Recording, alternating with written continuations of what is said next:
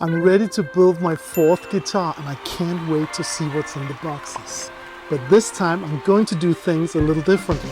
I'm going to change 5 things. Number 1 is I'm going to do simple electronics. Because on my latest guitar build, this Andy Summers Telecaster, I built in an active boost, and I have to say I spent a lot of time researching wiring diagrams. There was a lot of troubleshooting and a lot of trial and error. Can something be fun and frustrating at the same time? That's what that was. That's not what I'm going to do this time. But if you want to build a Tele like this with a built-in boost, check it out.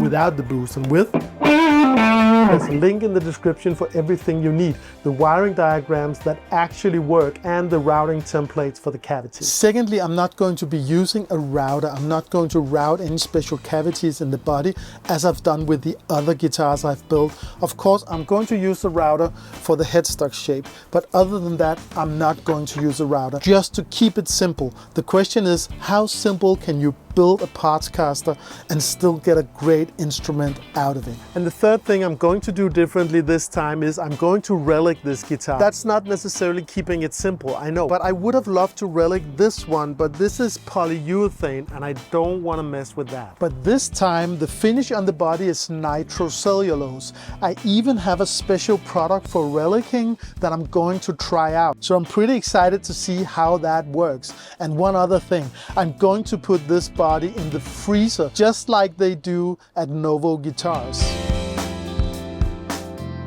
My vision is that the relicking is not trying to look old, it's just a visual style that makes you feel a certain way, just like a piece of art. It's not trying to fool anyone, it's just trying to look cool.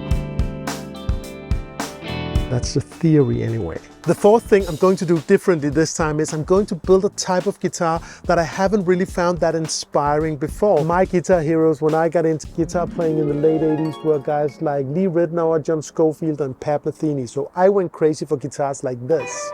I would love to be able to build something like that, but I can't do that yet. But now I'm going to build my own version of a guitar that everybody loves, but I have never really been into. And I'm really looking forward to diving into that. The fifth thing I'm going to do differently, I'm going to build this guitar a little faster. I actually thought about building it in a day, but I quickly dismissed that idea because that would be like...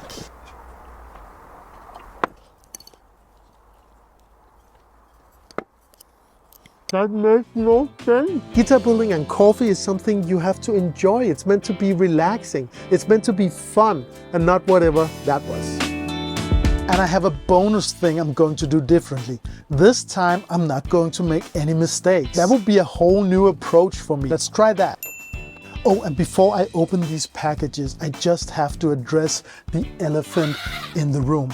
Is it fair to call what I'm doing here guitar building? I had one comment say that I can't call it building when I'm just slapping parts together. And I definitely get what he's saying. Although I'm really trying hard not to slap anything anywhere. But really, who cares what we call it, as long as it's fun to do and the result is something that's fun and inspiring to play.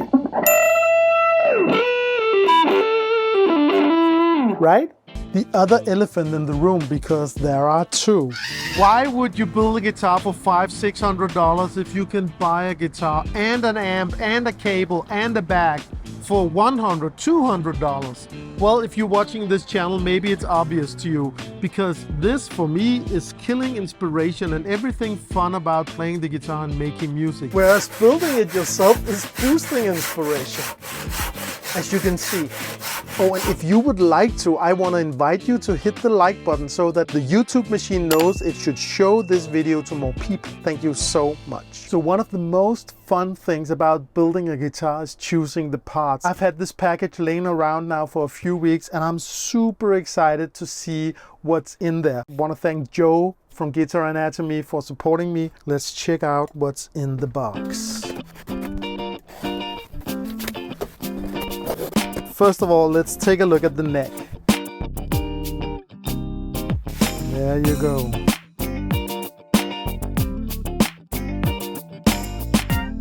Very nice. What is the guitar that never really inspired me that much? You guessed it, it's the Stratocaster. This is nice. Nitro finished Strat. satin finish, but I'm going to relic this one. It's going in the freezer. What I chose was this one. I'm an old hippie. Let me know in the comments if you think this is cool. Okay, and then there's this one as well. That's a good selection right here. And the back plate, of course. Fuzzy duck gold ones, I think. I think the logo is gold right here. Very excited to put them in here. We have some electronics right here. Pretty nice.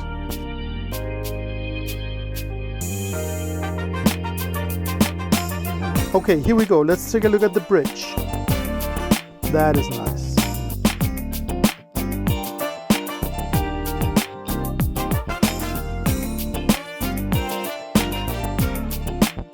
Lock-in tuners. Feels like a nice quality. I've never had tuners like this, so I'm super excited to see how they work. By the way, remember the discount code LAYERSTEDYT. It will give you 10% off anything you buy from Guitar Anatomy's website, just so you know. Now let's have a look at the other box right here. I got it from this Spanish company called Nitrolag, who specializes in nitrocellulose finishes for guitars. I wrote to them and asked them if they would like to sponsor this guitar build, and they said yes. Let's have a look. Okay, so here we have Nitrolag primer spray. Golden Age gloss spray. This is meant to make the guitar look older. I have to check what the exact specifics are. Gloss spray, I really need that. Relic patina. Okay, super interested in seeing what this does. I saw a video on StewMag where they use retarder to remove cracks in nitro finish. I cracked the nitro finish on a headstock. I want to try to maybe get those cracks to disappear or maybe just look better. And here we go with the color. I'm planning to paint the headstock white, so Olympic white, very, very nice. T-shirt as well. Shielding paint. As you may know, I've used shielding paint a lot. This is Nitrolag's shielding paint. I'm going to try that. And guitar polish and cleaner. I'm going to try that on my old Gibson 335. I want to thank Jose from Nitrolag for sending me all these products to try them out. So now that everything is unboxed, it's time to get into the build. And the first thing I'm going to do, I'm going to work on the neck and I'm going to do the headstock shape. Let's do that.